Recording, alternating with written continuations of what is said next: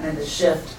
Some scary data out there. I'm sure you saw with Cape Town, speaking of Africa, about to run out of water, and the prediction that plastics will overtake fish in the waterways. So it's really a moment for that. But also, I think from a globalization standpoint, you realize when you sit here and now here in our side of the world, right, that we feel like the center. But when you're there and you look at global, India and China and what's happening in Europe, and whether you call it Brexit or Brexident, right? There's a lot of things going on in the world right now. Yeah, I hadn't heard Brexident before. No. That's a good one, but I guess you probably heard it a lot of Davos, didn't you? That's kind of one of the, every year I come back with some new terms. That's one of the new ones this year. The Brexident was actually going out to the people to have a referendum. That was David Cameron's fault. That led to the end of his political career. But anyway, yeah, that's crazy. It's not just in the US where there's a lot of uncertainty and turmoil. It's all over the world, isn't it? No, but how did the US represent? President Trump spoke and he kind of stuck to the script. And that seemed to be probably a wise thing to do in that environment. How was the perception of America and American business? Well, I think that it's balanced there, right? You have China last year, I really thought owned Davos, and Jack Ma and others had come in a big way and had a big presence. That Jack last Ma year is and the this year. Alibaba, yes. Who, if you haven't watched his actually half hour from Davos, is worth watching if you want to kind of hear about some of the global business trends. I thought he was pretty fascinating. Yeah, he's an amazing guy. But then you have India this year came in a big way, and both of their GDPs, right, are growing tremendously. And so America comes in, and I think we play a balanced role there. I think by Trump deciding to come this year, there was huge anticipation. You got to give Klaus, who runs Davos, a lot of credit for putting him on the last slot on Friday. Right? He kept people engaged throughout the week. And the room was full of CEOs, wasn't it? It was absolutely packed to the gills to listen to it. I have been, India fills, China fills, but literally getting into Trump was like I was physically pushed. It was like I've never seen the Davos crowd ready to pounce. It's a 3,000 seat auditorium and it was packed. And I think, what I've said is Trump did give his speech, and I thought truthfully he, for the Davos crowd, was pretty conciliatory. Of course, America first, but he put out, we care about trade and globalization.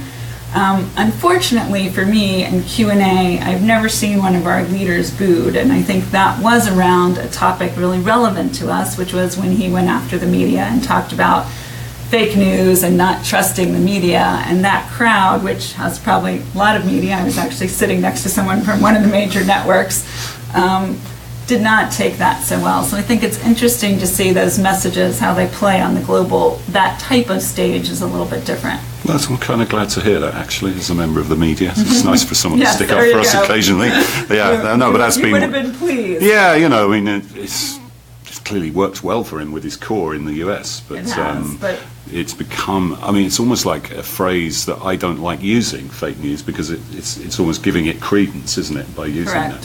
that. But yeah, and what about business generally? In the US, the economy's in pretty good shape, isn't it? And you've got the tax cuts, you've got cash repatriation. Companies are sitting on quite a lot of money anyway. How do you think they're going to spend that money, and is it going to benefit people in your business, the PR and communications? Is some of it going to trickle down into more marketing and communications, or are they just going to do a lot of share buybacks?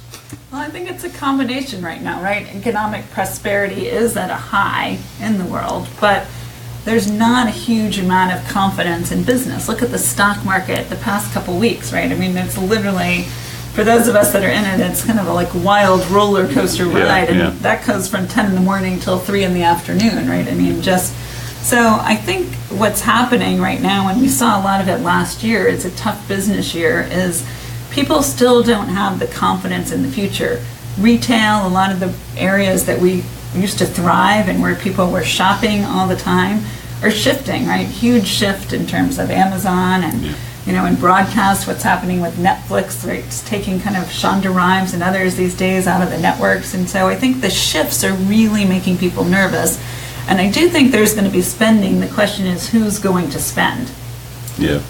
From your point of view, in terms of taking on the global CEO role, how are you going to spend the next sort of 9 months? Have you got are you doing a tour, a 90-day tour or something like that? Or have you got certain things you want to do already in place?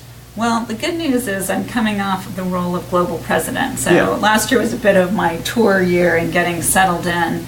And this year is a year for me to really look at how do we make sure the firm is making the right shifts to be there for the business that is growing and coming in. And I think there's a lot of opportunity as we look at the landscape, but also when we talked about a little bit, the blurring, right? What's happening at Ogilvy and others from an integrated marketing standpoint. So what we have to really make sure is that we're doubling down on the areas that clients are interested in today and the areas that earned media can have an impact. And as the first woman to run a top 5 firm, how does that, do you feel as some responsibility or as a leader or you obviously Karen Van Bergen runs Ogilvy PR Group, so there's a Omnicom, not Ogilvy. Omnicom, sorry. Better correct you there. That was Karen would not be pleased with me, and we don't want to get on the wrong side of Karen. So Karen's obviously running the group, but do you feel an extra sense of responsibility, or is that just something that you feel that you're continuing work you've already been doing? Well, I think, as I've said, I think it was about time that a woman got in this role. And for me, when we were going to make the announcement, to be honest, I didn't even want in the headline for it to say first woman to run a top 5. And we had a lot of debate about that. And I would say after, I think it was really we were going to do it anyway. But I think that what was really important is that, I got thousands of emails and tweets and, Facebook likes, that people were really pleased to see that happen, and men and women. It wasn't just women. So I think acknowledging it is important. What I hope is that now, as a leader, everyone's looking at me as a leader, but I do feel there's a lot I can do, and things around pay equity, sexual harassment. There's topics I'm not going to avoid. I'm out there speaking on them. I've been speaking on them. And I think that it's a tipping point in our own industry where we have to start to take these shifts seriously and start to see the top, I think, Omni Women, that I've been involved in helping to start. And I was on a call today with that too, is thinking about how do we make sure not only women are getting in the top ranks, but we're having the impact on the industry overall to make it a better place for all people to be and feel welcome and inclusive. Yeah, absolutely. We've just finished our salary survey for 2018, and that will be out at the start of March. And it showed a little bit of a reduction in the gap, in the gender pay gap, but very small. It's happening very slowly, and that seems to be one thing where something needs to change more fundamentally. It's quite a big gap, and I think women quite rightly just fed up with that, because the end as of the we should be. Yeah, for sure. It's equal pay for equal work, and we're looking forward to seeing what you do with that. Shall we go into the holding company results, since today is actually the Omnicom results? Frank, do you want to just sum up those results and the other holding companies, because IPG has reported as well this week? Yeah, of course. Barry, since you're here, let's start with Omnicom. So you guys were, in terms of revenue, you were up 0.1% in the fourth quarter. You were up, I believe, 0.3% for the full year. How is it looking going into 2018? Well, in 2018 at the start. In 2018. Well, we came out of January strong, which is exciting. I think last year we saw a little bit of a build toward the end of the year, but it was a tough year. The business climate, as we just talked about, was tough, and I think our agency and holding company reflected the overall business climate. Mm-hmm. Do you think it's an issue across the marketing landscape, or it's something affecting the PR shops more than the advertising shops? Well, if you look at Omnicom today, I think it's across the industry, right? As the shift, I think we talked about a lot of the big companies, and whether it's CPG, retail, big tech giants. A lot of them are, have pulled back on certain types of spending in the overall marketing realm. And I think there's a shift, and we're seeing it as what's working today, right? If we double down on digital, is that working? Is PR, what are the disciplines that are working the best? And we all have to get better at showing the analytics around that. One of your big clients, Procter & Gamble, pulled 100 million from its digital spend and actually didn't see any change in effectiveness, which is kind of depressing for our industry, isn't it? I'm not saying that was all PR spend, because I'm sure it wasn't. It was across the disciplines, if you like. But yeah, we really do have to demonstrate the ROI of what we're doing, don't we? And where are we at with that in PR? Because that's always been a bit of a bugbear, hasn't it, with clients, or especially marketers who are used to getting more firm results from their agencies, and how you're addressing that at Ketchum. Yeah, I mean, I think it's an interesting dichotomy today, right? Because we have the digital and social business that we're growing that's now easier to measure, right, in terms of engagement and clicks and viewership. And some of the traditional PR, the clients are still around impressions and things. So the migration is continuing. But like you, I feel like it's an area that our industry has not totally doubled down on and said, here's the way we're going to measure, and we do it consistent. Almost no matter what we do, if we did it consistent, I think we'd all be better off. Yeah, it frustrates me a little bit in the PR Week Awards when we see the entries, they still default to kind of media impressions as the effectiveness, and that's not really good enough. You know, we need to see behavioural change, business results, sales, etc. You know, to really back up the effectiveness of what we do. And there's more campaigns where if you're isolated in PR, and we have those where you can show you're driving sales, but when you're in an integrated mixed model marketing, it's really hard to pinpoint. That's true. Frank, Omnicom reported today, but how did that compare to IPG? Yeah, so with IPG, who reported yesterday, they had a slight revenue decrease for the PR firms in both the fourth quarter and for the full year. We should point out, though, that the holding company as a whole had a strong end of year and actually beat analysts' expectations for the report. Yes, and as Andy Polanski, CEO of Weber, pointed out, they are on tough comparables because they were high single-digit and double-digit in previous years. So that's a fair point. Yeah. Although it's still, you know, backs up the trend. It's fairly similar results to the Omnicom PR results, actually. Publicis doesn't really break it out, does it? No, they don't. And we're waiting for WPP. So WPP will be the first week of March. Yeah, so always a bit later. But I suspect I'm hearing something like 1% roughly up is what Brian Weiser, the Pivotal research analyst, is predicting. So they sound like they're going to be around the same ballpark. I'm sure it will be explained in great detail in the WPP earnings report. Sure it will. But yeah, it does seem that was the year, wasn't it? It was a tough year. I mean, flat is the new up. Flat is the new up. We all came up with strong years, so comparisons were tougher. And I think there were less acquisitions, too, which you have to keep in mind, which also drives up the numbers. Sure, yeah. We always quote the organic numbers to take that impact out. But yeah, for sure. Well, let's talk about the Winter Olympics, because they've been kind of cool, haven't they, Frank? It was from the North Korean, the sister of Kim, I'm going to butcher the names here, but should we just say the sister of the dictator? Sure. But she certainly made an impression, didn't she? And some would say that they actually won the PR war, as people call it. Yes, as did the North Korean cheerleading squad. Yes. Yeah. And it was kind of cool. I thought it was cool to see the Koreans competing together.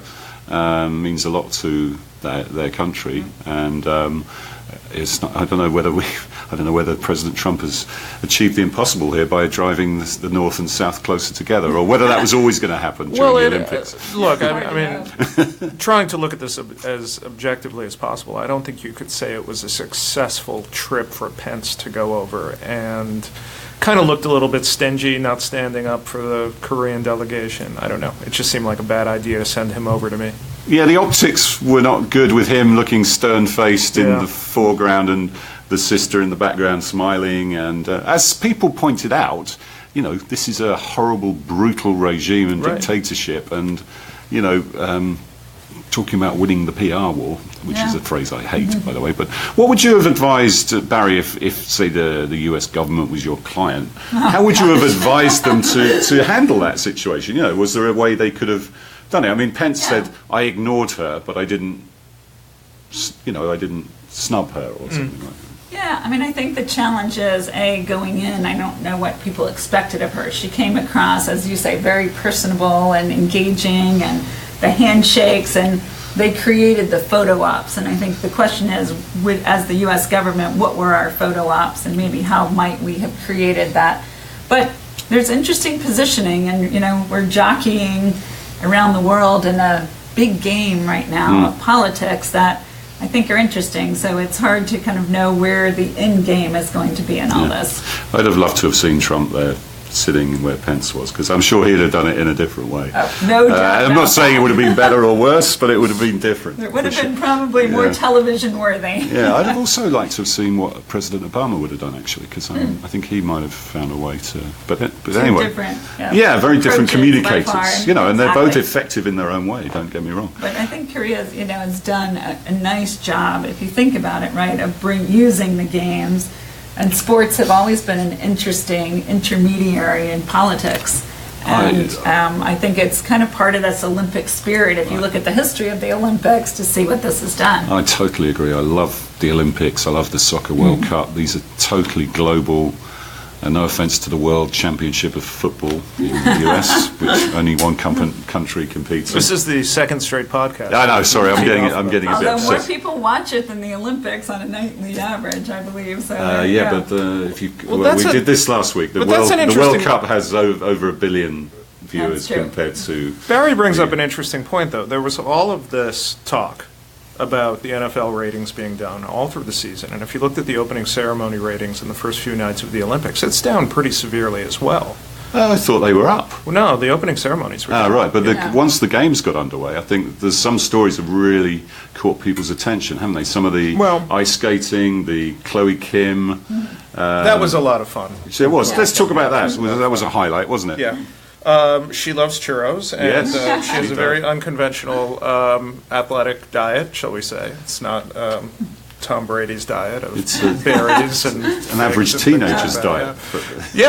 Which I think has made her so endearing to people, and that she was tweeting during right before she was about to go down the hill about how she was nervous and eating. You almost expected her to have her phone out doing selfies as she was performing, didn't you? Yeah, look, I think she was terrific. I think she was a lot of fun. I think it reminds people that, especially in the Olympics, a lot of these folks are kids, like legitimately teenagers. Like Red and Chloe both, right? And anyway, I thought she was great. But she's already had, I think, 3 or 4 big brand endorsements before the Olympics, and she's going to have even more afterwards, isn't she? She's a genuine influencer, I think. You could say that. And she almost seems to me like she's positioning herself for that more than the sport. She even sees the sport as a big you only get to do the Olympics every 4 years, so you got to fill the space, I guess. Yeah, nobody really watches those sports in between times, do they? What about Shaun White? What did you make of him? So I was happy he won. He had a disappointing run 4 years ago. He did, right? Tricky territory he got into in that press conference afterwards. And then it seems like he spent the last 3 days apologizing for it. So. I think I was happy to see him win. I'm happy to see most Americans win when they win a gold medal. But he could have been better in the press conference, for sure. Yeah, he's kind of twice the age of a lot of the competitors. They Right. almost But that's impressive they look up in a to way. him, don't they? But that's he's that's what, very 31? impressive. I can't imagine being 31. Well, I can't imagine being 31 at all. But I can't imagine being 31 and doing that and the abuse it must put on your legs. Yeah. Well, look It's at them. impressive. You've seen 17-year-olds win, 31-year-olds, and then the ice skating we were saying last 47. night is 47. Yeah. So, I think that's what's great about the Olympics, though, right? And these personal stories of, I'm one of 7 kids. I grew up and, my father from Korea moved here. I think that's what brings us in, is their stories. And, we're doing great work with a lot of brands on the ground. I was going to say, exciting. can you tell us a little bit about what some of the stuff Ketchum's doing and how many people you've got out there and what's going on?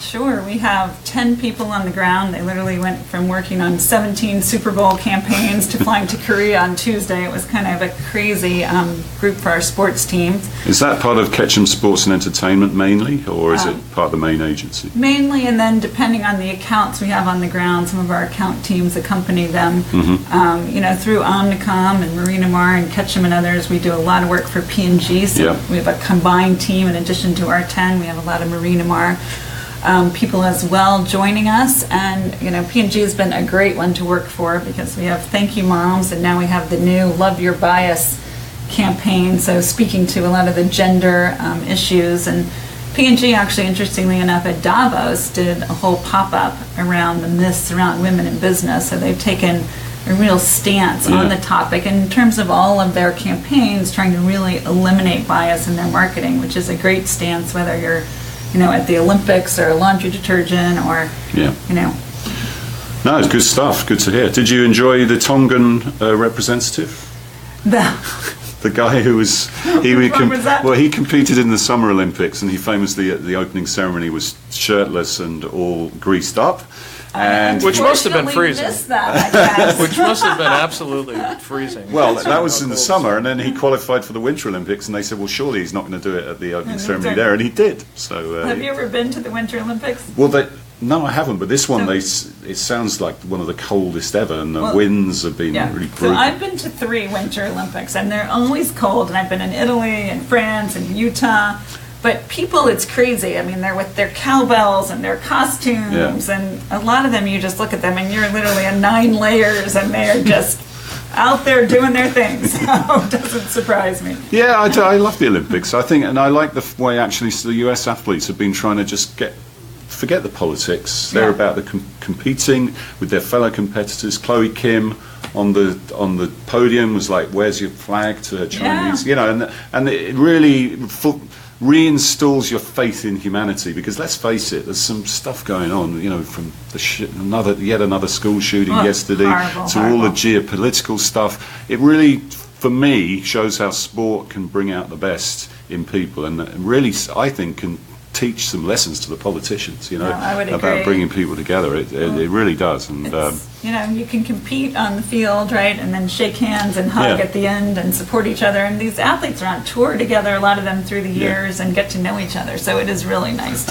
see. And let's be honest, a lot of the American competitors are from immigrant families. Yeah. Proud Americans, dreamers, if you like, who are just achieving great things and being proud Americans, so it's great, and I'm going to the World Cup in Russia in the summer. Oh, exciting! Very much looking forward to that, and I hope I don't get my head kicked in by the Russians, because they're supposed to be targeting the English. But I'm sure that everyone will come together in the same way, Yes. They do rise up for these events. And I'm especially looking forward to visiting Kaliningrad, Nizhny Novgorod, and Rostov-on-Don, which is where England are set to play. What team do you support? Well, it's going to be England.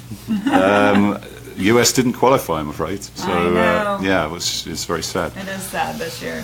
Let's move on. We mentioned it before. Ogilvy, Michael Froelich, who ran Ogilvy PR in the UK, has now been appointed to run the whole Ogilvy business. And, of course, this is part of a process. We wrote about this a year ago in the US, where Ogilvy's kind of dropping the individual brands. There's no Ogilvy and Maida, no Ogilvy One, Ogilvy PR. They're all Ogilvy now, and they're going in with an integrated sell, which is becoming more common. Tell us a little bit about that, Frank. Yeah, I think it's fair to say that when Michael Froelich was appointed this week, it turned some heads, because it was the PR guy getting the top job at the overall agency. So he chatted with our colleagues in London yesterday and said that the Ogilvy PR name is going to be disappearing in the next couple of months. Not a total surprise, considering it's mostly disappeared in the U.S. Yeah, I think when we spoke to John Seifert last year, they were actually planning to do it earlier than that. Right. It's actually been a little delayed in the other parts of the world. Though he did stress that earned media is going to continue to be very important to them, so they're not pulling back there. It's just getting rid of the name of it. Yeah, it's not a case of they're forgetting about PR. If anything, it's actually that earned media is now at the centre of everything. And I actually emailed with Michael and said, congratulations, and hope we'll still see you at the PR Week Global Awards in London. And he said, definitely, and he won't forget his roots and where he came from, so that's good to hear. But congratulations to him. And Barry, that is part of a wider trend, both at holding companies generally and also within. I mean, Ogilvy's a kind of a mini holding company within WPP, isn't it? And you've been seeing similar trends at Omnicom and Ketchum, yeah? I think that, I think it's great a PR person was named, because I think as earned becomes part of the core. Hopefully it also looks at our discipline as more important in this marketing mix overall. But we certainly, we work with all kinds of Omnicom agencies. We also work with a lot of other agencies. I think one of the things at Ketchum I've been proud of is that we are known as a collaborative agency that can partner, and within the holding company it's great when we have those opportunities to all pitch together, and we are pitching and winning like Ogilvy. but also for us to be able to flex, right? Because as you look at, one of the trends that a lot of the holding companies are talking about is more project work. And so the question is, what's great when you have an integrated campaign and you're integrated, there's certain clients that truly want that. There's other clients that come in our doors every day and say, I want a PR campaign around X, or I want an influencer campaign, or I want to develop content. And the interesting thing will be around Ogilvy, how does the discipline kind of remain, or how does it all blend together, and maybe that's the way they go to market and become just an integrated shop. Yeah, and you've got to get everyone playing nicely together in the same sandbox, which isn't always easy. And we did see some people leave Ogilvy last year, where it clearly hadn't quite worked out how they thought it would. But definitely a trend, and definitely what clients are driving at, as usual, aren't they? I mean, they want to see fewer business cards in the room, don't they? They want to see fewer agencies, and they want to have closer working relationships with that core group of people. And there's no room for people who aren't contributing. If there's people around the table who are not saying anything, then they don't want them in the room, because they know they're paying for them. So, yeah, for sure. Let's finish on big brands and social, which is driving a lot of this, actually.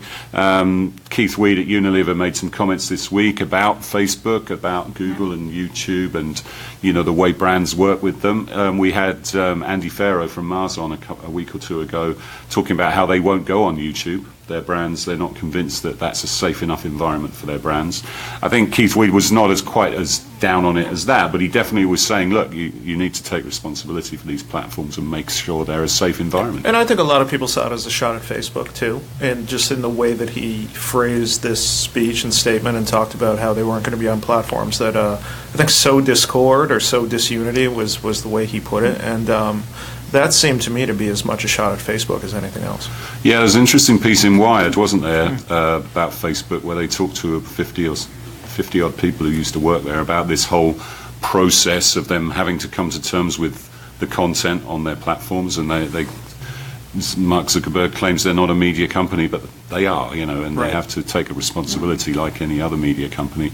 Barry, what are you advising your clients? Because it's a very tricky area.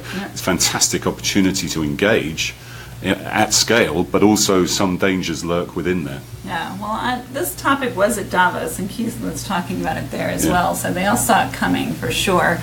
But, what I talked about there is brands now, it's interesting, right? If you look at their reputation is now higher than a lot of the media reputation, right? So you used to put brands with media to elevate reputation, and we talk a lot about reach and relevance as why you partner.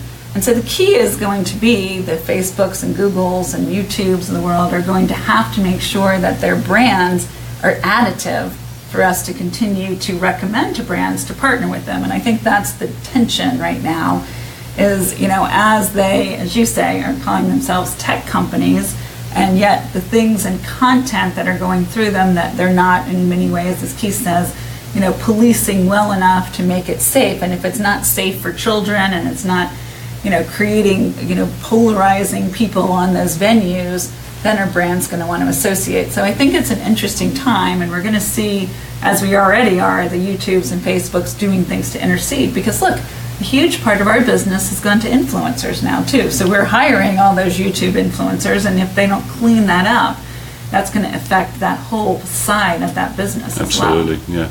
And we saw Facebook trying to launch a kids messenger product, which didn't go down very well either. They didn't think that one through properly either. Right. So I think the timing of the two things converging is not ideal for them right now. Yeah, I think that's going to be a storyline, isn't it, over the next 12 months, is the big tech companies and their responsibilities. But I think they need to change the narrative a bit into the innovation and the benefits they bring, and change and turn this narrative around, because actually everyone's down on tech at the moment, and people are forgetting what the amazing benefits it brings to us as well. And one of the themes I brought up about it was the tech lash, I said, is like there's a little bit of this moment where they were the golden children, right? And now, not only on that side, but also you look at artificial intelligence eliminating jobs, and right, so there's this kind of intersecting moment where in many sets, people are nervous about what is technology doing, and are looking at the underbelly and the negative side as well as the positive. Yeah. They need some communications advice, Barry. There you go. Any agencies? You might know some agencies that can help you out.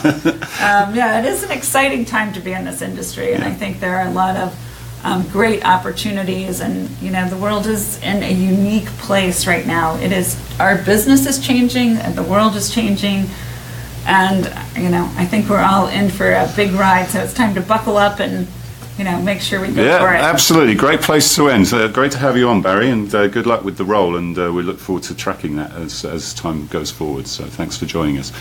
Thank you, Frank, as always. Just a couple of customer service announcements to finish. It's the PR Week Awards in New York on March the 15th, the Oscars of the PR industry. I hope Barry will be there, and everyone else in the industry. It's a great night. It's our Brand Film Festival on May the 3rd, also in New York at the Paley Media Center, where we screen the best brand films of the year, becoming another fixture on the calendar, a really enjoyable evening. And our Global Awards are in London on May the 15th. They're growing year on year, getting much bigger, and actually, interestingly, we had a lot of entries from India and China this year, so they're becoming truly global. So there's some interesting work going on there. All right, so that's all we've got time for. Great discussion. Thank you, guests, as usual, and we'll see you next time on the PR Week.